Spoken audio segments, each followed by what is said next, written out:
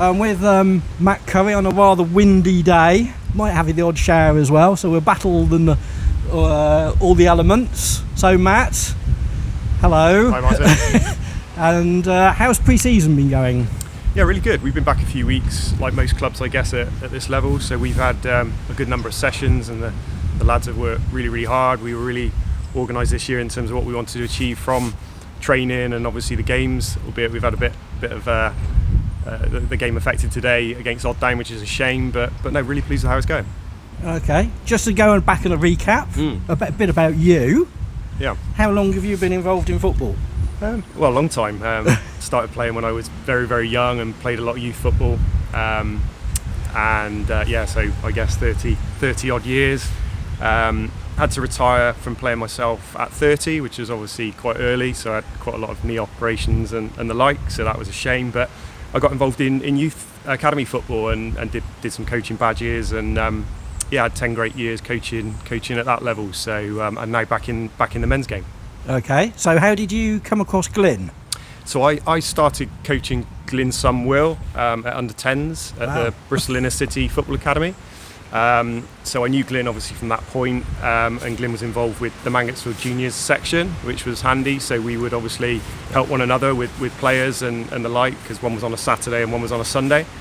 And then when we got to, I think, under 13s with that group, we entered into the Junior Premier League, which was a bit more sort of travelling and a bit more serious on the Saturday. So Glyn helped me out as my assistant and went all the way through to under 16s with that group, which was really successful, and we had some great times.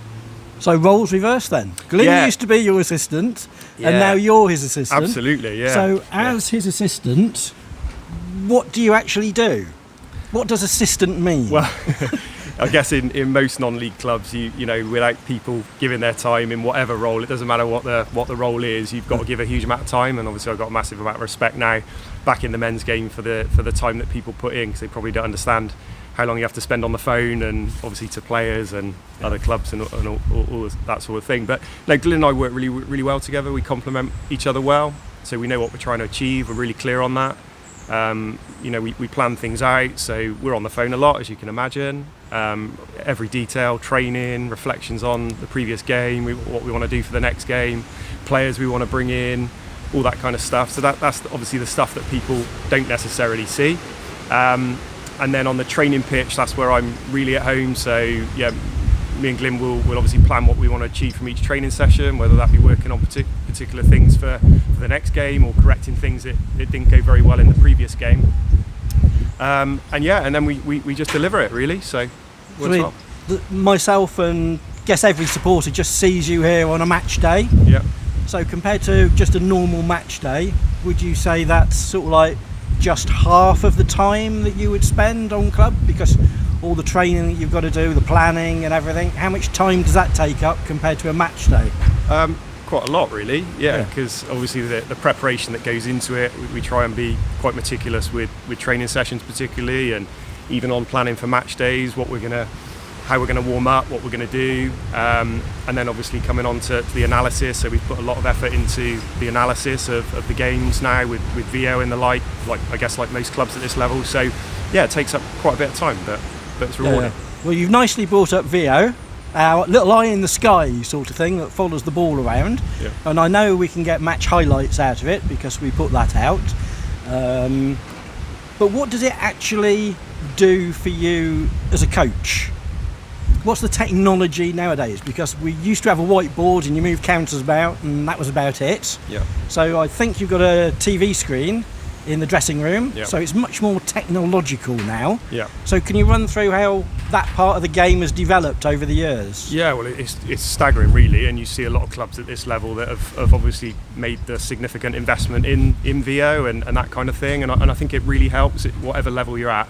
I think you see things on a match day, and probably you're broadly right what you see, but being able to watch that back and analyse it really does give you the clarity of what actually happened. So yeah, we try and use it quite clearly with the lads, so they've really bought into it. We analyse each game, so we cut highlights. We can communicate with individual players about particular parts of their game, which is really useful.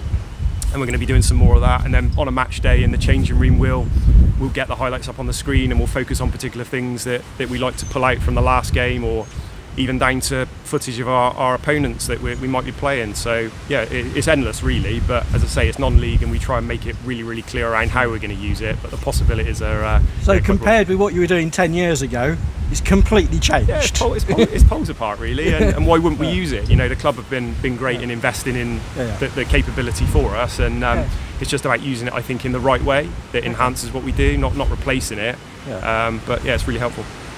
So if we move on to a match day, say we're coming up to half time, when you go in for a half time chat with everybody, how often do you think you would change tactics and do a change thing? Is it just something that just evolves, or?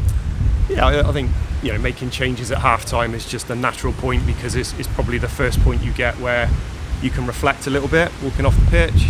Everything's kind of settled down, and you can think about what you saw and what you're going to say in the changing room, particularly for Glyn, as I say, as the manager who would lead on that.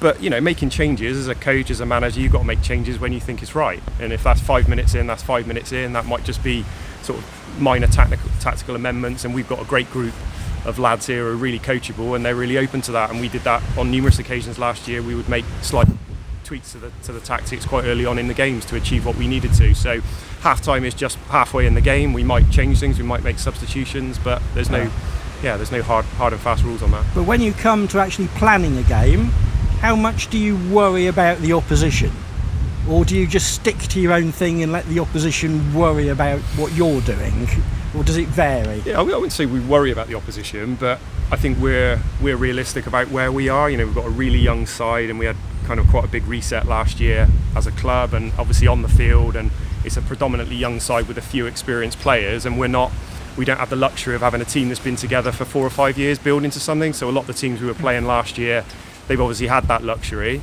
and they have a certain style of play, and you know, you have to adhere to their style of play. So we're respectful of that. We're not arrogant in as much as how we're going to play, but we have our own style. We have principles around what we do and how we approach games, given the kind of players that we've got and the energy that we've got, and we have an approach when we've got the ball and when we haven't, and we make that really, really clear, that distinction. So so we watch games. You know, me and Glyn do spend a lot of time watching the opposition. So we did certainly in January last year, when soon after we'd kind of taken over as a management team, we went and watched a few games of clubs we were playing against, and that served us well.